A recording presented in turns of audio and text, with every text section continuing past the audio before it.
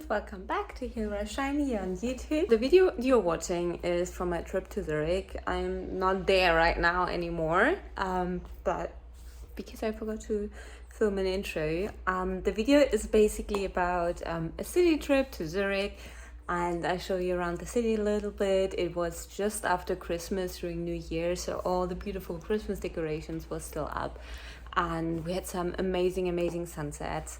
Then also we have a lot of art. We went to the opera, and we went to a festival of lights. So during New Year's they had Zurich lightened certain houses. It was really beautiful.